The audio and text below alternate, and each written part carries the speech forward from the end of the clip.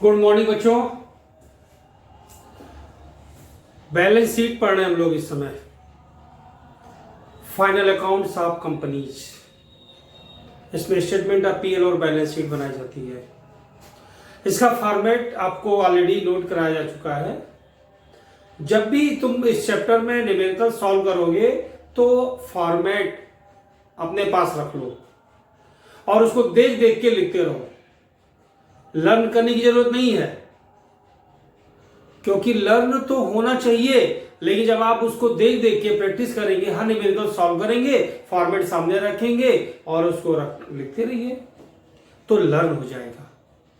अगर ऐसे सोच लो कि बिल्कुल रट लो तो भूल जाओगे। एक ड्राइंग शीट पे इसको फॉर्मेट को लिख करके अपने वॉल पे, जहां पे स्टडी टेबल, जहां पे रूम होगा, पढ़ते होगे, चिपका लो, पेस्ट कर दो वॉल पे। आते जाते उस पर नजर पड़ती रहे तो दिखता भी रहेगा। और जब न्यूमेरिकल लगाओगे तो फॉर्मेट सामने रखोगे।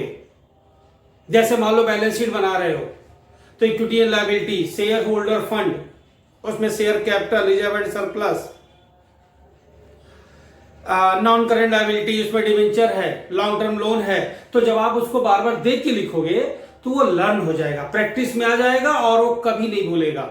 क्योंकि आपका जो क्वेश्चन है, जो भी न्यूमेरिकल्स आते होंगे, अगर वो लॉन्ग क्वेश्चन आए तब तो फिर फुल फॉर्म में, लेकिन कभी कभी छोटे क्वेश्चन आ जाते हैं, किसी पार्टिकुलर हेडिंग को वो पूछ लेते हैं, उस पार्टिकुलर हेडिंग से कि उसको आप डिफाइन करें, इसमें कौन कौन सा आइटम आते हैं। जैसे नॉन करेंट लायबिलिटीज में क्या आएगा, रिजर्व एंड सरप्लस में क्या शो करते हैं, नॉन करेंट एसेट्स में क्या शो होता है, इस टाइप से आपसे वो पूछ सकते हैं। तो आपको केवल पॉइंट्स लिखने पड़ेंगे। ये 2 मार्क्स में हो सकता है और मल्टीपल में आपको 4 ऑप्शन और ये आइटम इस हेडिंग में होता है तो फिर आपको टिक लगाना होगा। और अगर 5 मार्क्स में आ गया तो कोई छोटा सा क्वेश्चन आ जाएगा, ये न्यूमेरिकल सॉल्व करो, रिजर्व एंड सरप्लस को सही करो। तो कुछ भी लॉन्ग टर्म में तो लॉन्ग क्वेश्चन में तो फुल क्वेश्चन आते ही हैं आपके। तो इस तरीके से आप इसको सॉल्व करेंगे तो आपकी जब प्रैक्टिस हो जाएगी तो फिर कैसा भी क्वेश्चन आएगा। अभी हम आपके सामने लास्ट पीरियड में भी हमने एक बैलेंस शीट का छोटा सा क्वेश्चन लिया था और फिर मैं छोटा सा ही क्वेश्चन ले रहा हूं बैलेंस शीट का, जिससे आपकी लिखने की प्रैक्टिस हो जाएगी, फिर आपको बैलेंस शीट आने लगेगा। तो आइए हम आपको एक छोटा सा क्वेश्चन दिखाते हैं बैलेंस शीट का और फिर हम उसे सॉल्व करते हैं। ध्यान से सुनिए क्वेश्चन और आप देख भी लीजिए।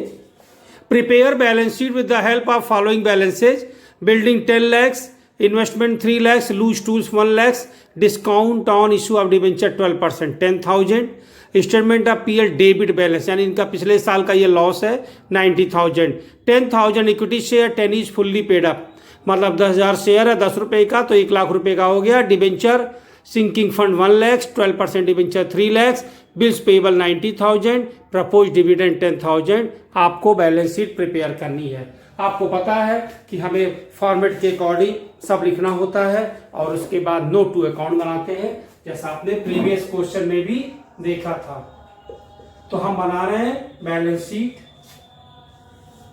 ध्यान दीजिएगा यहाँ पे, तो आपको समझने में कोई दिक्कत नहीं होगी। बिल्कुल जैसे हम सॉल्व कर रहे हैं वैसे आप बिल्कुल देखिएगा। यही सॉल्व करने का प्रोसेस भी है, तरीका यही है। Particular note number, amount current year, amount previous year, और इधर होता है नोट टू अकाउंट। सबसे पहले हेडिंग होती है इक्विटी एंड लायबिलिटीज,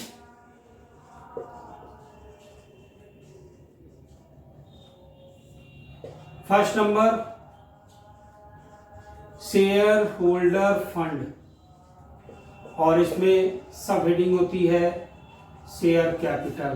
तो यहाँ पे पहला नंबर आप लिखेंगे शेयर कैपिटल, जो भी इंफॉर्मेशन शेयर कैपिटल से होगी, issued, authorise, called up, paid up, उसी के हिसाब से। तो इन्होंने लिखा है 10,000 equity share, 10 is fully called up. आप यहाँ लिखेंगे 10,000 equity share at the rate of 10 each, 1 lakh. B number reserve and surplus.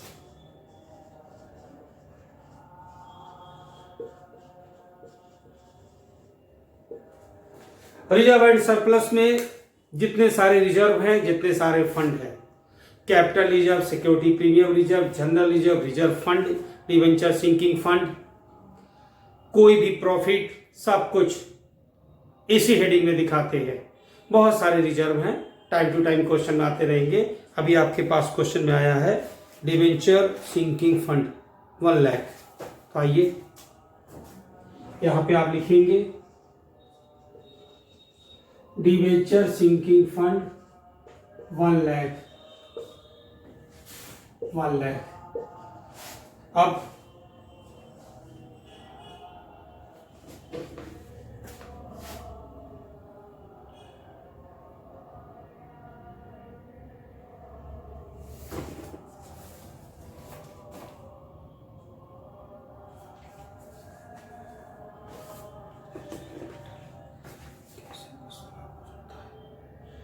वो जो थोड़ी सी मिस प्रिंटिंग है, तो आप भी इसको देख लीजिए। यहाँ पे 10,000 इक्विटी शेयर 10 ईच, एक्चुअली ये 1 लाख शेयर है। 1 लाख, 1 लाख। 1 lakh share 10 lakhs।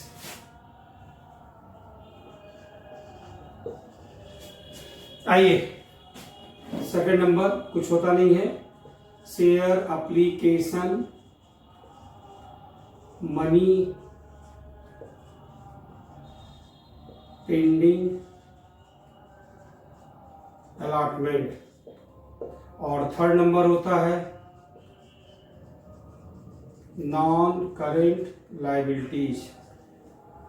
एक लॉन्ग टर्म बोरोइंग,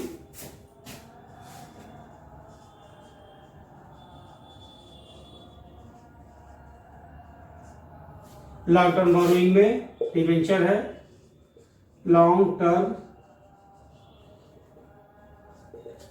बोरोइंग, और लॉन्ग टर्म बोरोइंग डिवेंचर है 12% डिवेंचर।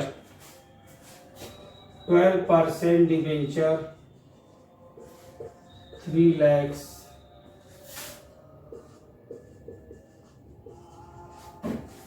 और थर्ड नंबर में जाने के लिए कोई आइटम और नहीं है बच्चों।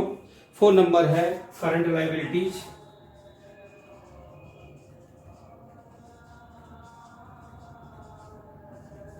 आइए देखते हैं क्या है आपके क्वेश्चन में। तो इसमें 2 बातें हैं, एक तो दिया हुआ है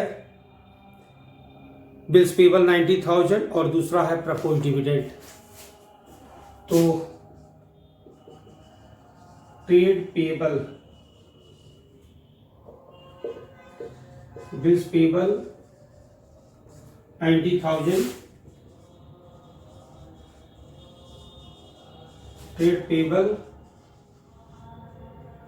90,000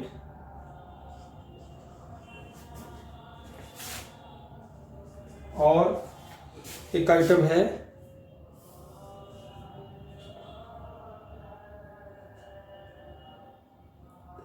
propose dividend short term provision.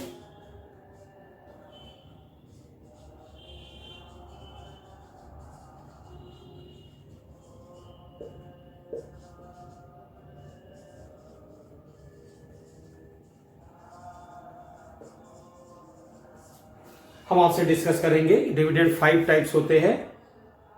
Interim dividend, final dividend, propose dividend, unclaim dividend और डिविडेंड इक्वलाइजेशन फंड। इसके बारे में हम आगे चल के डिस्कस करेंगे। फिलहाल 5 डिविडेंड होते हैं, उसमें से डिविडेंड है प्रपोज डिविडेंड, जिसे हम लोग शॉर्ट टर्म प्रोविजन में शो करते हैं। तो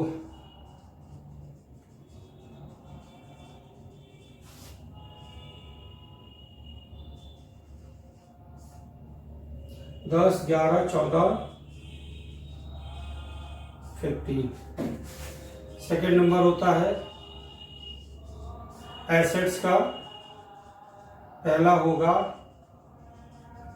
नॉन करेंट एसेट्स और इसमें पहला होता है फिक्स एसेट्स और इसमें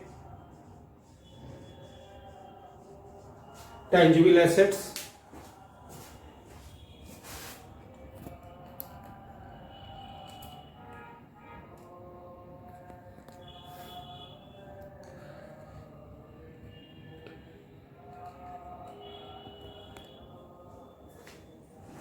टेंजिबल एसेट्स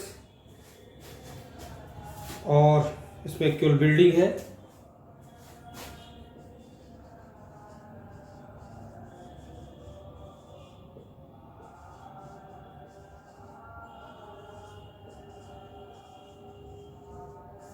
रिलैक्स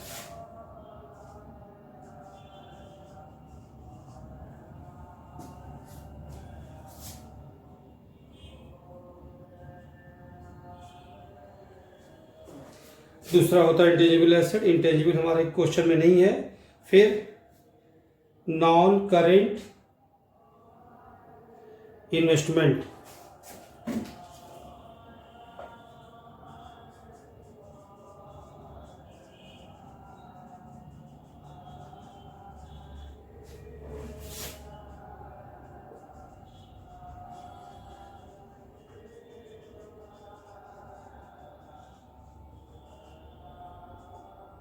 यहाँ पे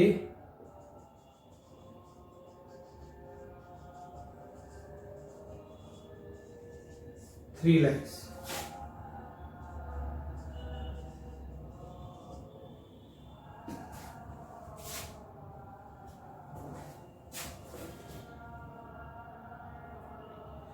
और फिर करंट एसेट्स है।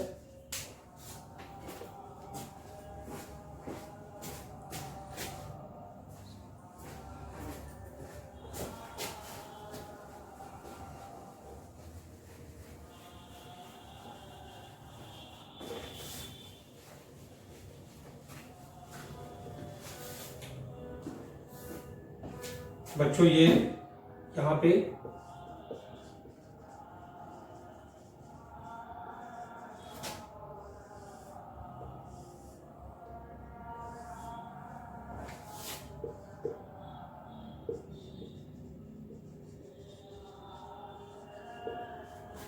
करंट एसेट्स इन्वेंट्री 1 लाख है।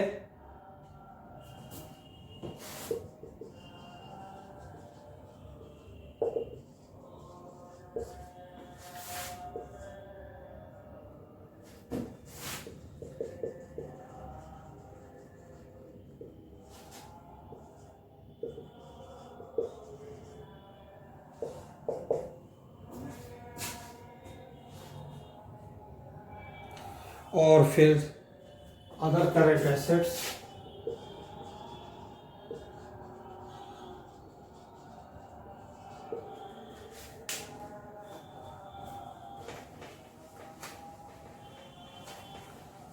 जब लॉस होता है तो लॉस होने का रूल ये है कि आप लायबिलिटीज में करंट ईयर के प्रॉफिट से लेस करेंगे, और अगर करंट ईयर में कोई प्रॉफिट नहीं है तो आपको लॉस एसेट साइड में शो करना होगा। और आपके क्वेश्चन में लिखा भी है statement of PL in bracket debit balance.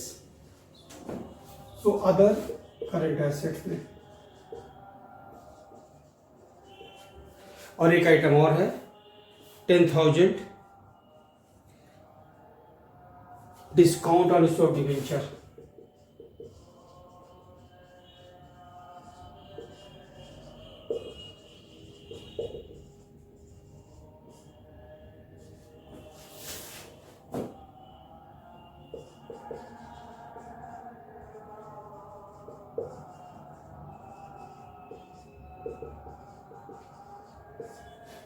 Ten 3 13 14 और 15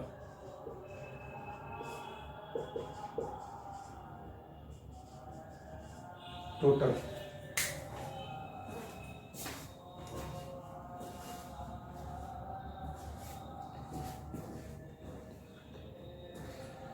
तो आइए बच्चों क्वेश्चन नंबर सॉल्व करते हैं, और नेक्स्ट टर्म पे हम लोग स्टेटमेंट ऑफ पीएल के क्वेश्चन सॉल्व करेंगे। एक बैलेंस शीट का छोटा सा क्वेश्चन और लेते हैं।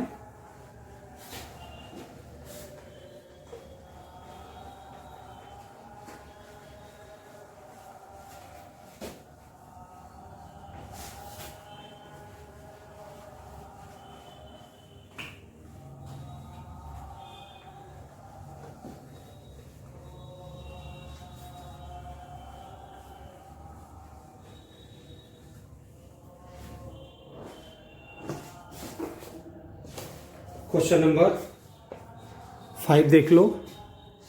With the help of following information prepare company balance sheet as per suitable table, plant machine, building, equity share capital paid up, 10% debenture, discount of debenture, furniture, long term bank loan. तो आइए इसे भी हम लोग solve कर लेते हैं, और ये भी एक बैलेंस शीट का ही क्वेश्चन है।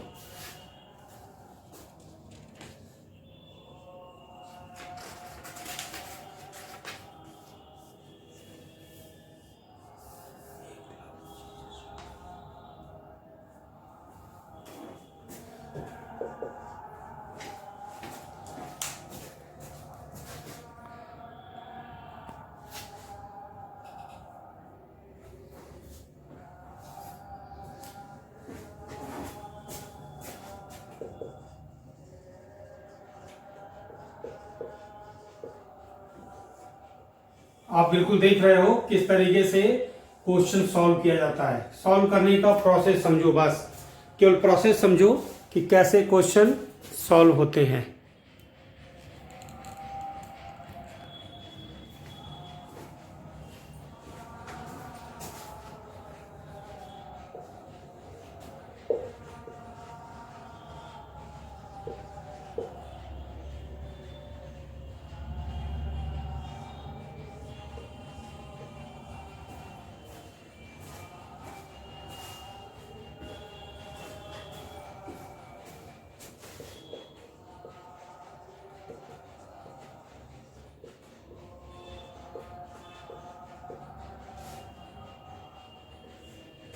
पहला number share holder fund, share capital यहां बनाओगे note to account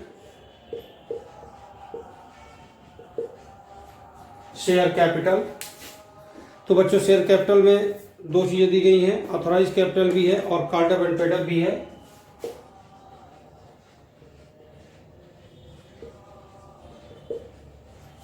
authorise capital कभी भी बैलेंस शीट में शो नहीं होता, लेकिन इंफॉर्मेशन नोट टू अकाउंट में दिखाना पड़ेगा। तो आपके क्वेश्चन में ऑथराइज कैपिटल 20 लाख, आप इसे डबल लाइन से बंद कर देंगे, और issued and paid up capital 14 lakh आप शो करेंगे यहां पे। बी नंबर है reserve and surplus, reserve and surplus, reserve and surplus.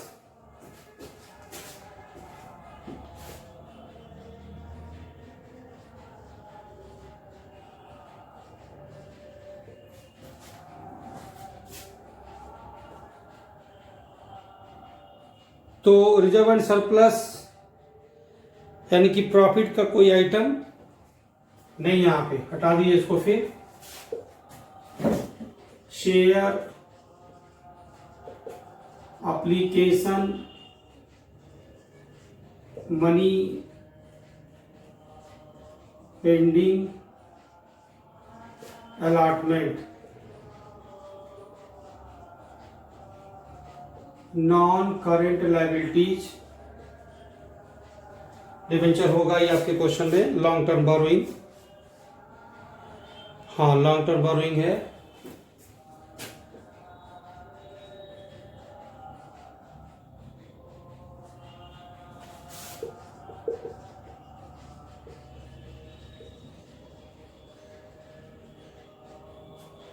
और 10% debenture 55,000, 10% debenture 55,000।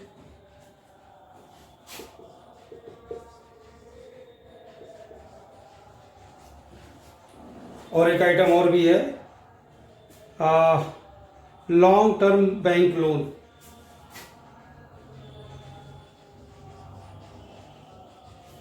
Long term bank loan 1,25,000, 1,80,000।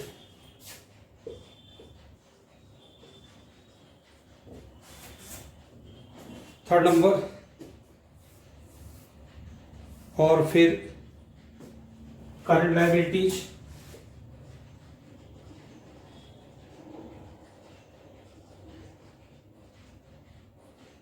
इसमें कोई आइटम नहीं है, आप टोटल कर लेंगे। और अब हम लोग बनाएंगे एसेट्स। पहला नंबर होता है, इसमें दो ही आइटम होते हैं, नॉन करंट और current assets.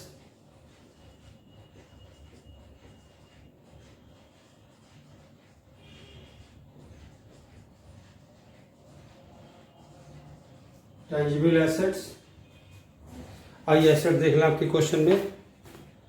Assets plant, machine, building और फर्नीचर तीनों है। Tangible assets plant and machine, plant and machine है 5,60,000। नेक्स्ट आइटम है बिल्डिंग 10 लाख,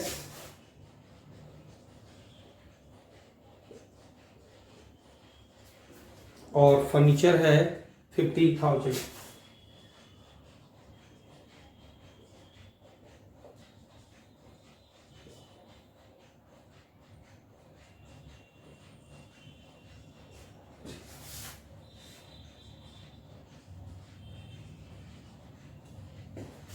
और लास्ट आइटम है डिस्काउंट ऑन इश्यूड डिबेंचर, ये करंट एसेट्स का आइटम है।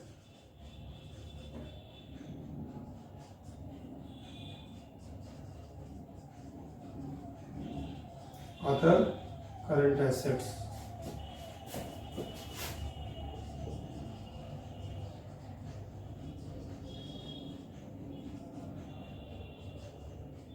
Discount on debenture 5,000।